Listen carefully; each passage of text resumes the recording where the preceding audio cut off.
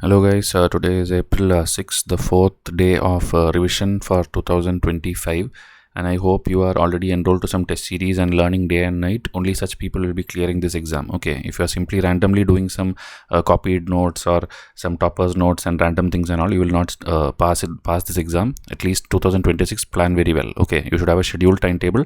Only then you will be able to clear this. So, first question. India's inaugural census of coastal and wader birds is to be launched at which national park or sanctuary? Okay, so the Marine National Park, Gujarat, the Vedantangal Bird Sanctuary, Tamil Nadu, Pulikat Lake Bird Sanctuary, Andhra Pradesh, or the Chintamani Bird Sanctuary, West Bengal. Okay, so this is extra learning for you that these are the locations of these particular sanctuaries and national parks. And now you have to tell the inaugural or the first census of coastal and wader birds is to be launched where? Okay, and after all these questions, put your score. Okay, like many people you will see in the episode 0 out of 5, 2 out of 5, or 5 out of 5. Do that in comment section so that you will yourself feel proud about how you are preparing each day. Okay, even if it's 0, doesn't matter, because you learned 5 new MCQs, and later when you see these questions, you will be the one who will be able to answer all of them. Okay, so here the answer is the first one, Marine National Park and Sanctuary, which is in Gujarat. So the Gujarat government is launching this inaugural census of these coastal birds, and here if you see, it's a landmark event, and it's a collaborative effort between the state government and the Bird Conservation Society of Gujarat. Okay, and this is the first designated marine national park also, the one in Gujarat, and it is located near the Gulf of Kutch, where the Kutch desert is there. All this is in the Kutch area, and visitors can also visit this, and this area is particularly known for hosting 300 species of local and migratory birds, and many of these wader or coastal birds also. Okay, very rare species names I have given here, because UPSC sometimes will ask crab plover seen in the news is what, and they will ask you it's a fish, it's a bird, it's an insect, like that they can ask you. So you should know it is a bird. Okay, and this marine national park is lying in the Central Asian Flyway. Okay, which is you can tell an international area in which the birds migrate. Okay, from the Arctic to the Indian Ocean, birds come, and even in our northeast and all they stop. In Gujarat they stop, in Africa they go. So like that there is a way in which these birds travel. Okay, so that is the significance of this particular national park. Now the question number 2, how many of the following are true about Deen Dayal Port? In 2024 prelims also, seaports related detailed question has come. Okay, so you have to know the details of each and every port. At least 12 to 13 major ports we have and many minor ports we have. So whichever comes in news, you have to know the entire detail of that. So this was established even before India got independence. In 2016, it became the first major port in India to handle 100 million metric tons of a cargo in a single year. It is currently the largest port of India by cargo volume. Okay, so here, if you know the basic fact about Deen Dayal port, the answer, okay, everything is correct. All the 3 statements are correct. Okay, and the other name for it is the Kandla port. Okay, Kandla port is Deen Dayal port. Like this again in Tamil Nadu, there are port where it will be named after a particular person. So you have to know all the ports which are named like this. So it is established in 1931, so obviously it is before independence. It's in the west coast, again in the Gulf of Kutch region. It is one of the 12 major ports of India. It serves the north states. Okay, whatever is there in the north, it serves them. It is ranked number 1 in 2007 and has maintained its position also for 14 years. 2016, as I told, 100 million metric tons of cargo in a single year, and currently the largest one by volume. Okay, then again some more about its tonnage and the crores they have invested I have shown here. So like this, try to detail every port. We even have revision charts for our students in which all the ports details will be given. Okay, now question number 3. Which of the following statements about soapstone is correct? So every year UPSC again takes either one mineral or one like agricultural product and will ask you the characteristics or features of it. So here soapstone is primarily composed of quartz. If you know, it is wrong. It is highly porous and prone. This is also wrong. Soapstone has excellent heat retention is correct, and commonly used in stuffs and countertops. That's also correct. The largest deposit of soapstone are found in South America. That is also wrong, and they are asking for the correct statement. So ideally the answer should be C. So like this, you should in the exam hall also in 10 seconds, try to get to the answer by reading each word of the statement very carefully.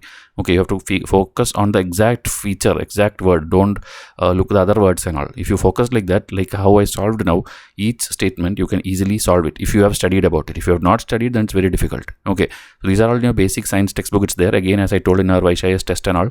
At least I think 5 tests are dedicated to science and tech. So 500 MCQs with detailed explanation notes like this. You will be able to study about almost every mineral, about every scientific thing. Everything will be there. Okay, and it has unlimited validity. You can keep using it for the next prelims also if you fail. So soapstone is primarily composed of talc, okay, and not quartz, which is a mineral rich in magnesium. That is why it is smooth and have a soft texture. It also contains a lot of chlorite, peroxides, and micas and carbonates, and it has excellent heat retention and resistance properties. It's used for making all these fireplaces and stoves and all, because it can withstand the heat, and it is non-porous, making it resistant to stains and water absorption. Okay, and it is, as I told, in sink, in kitchen, countertop, laboratory, wherever heat you have to retain, you can use it. Okay, and it has been used for centuries. You would have learnt in your history also the usage of soapstone for making sculptures and artifacts and utensils and all.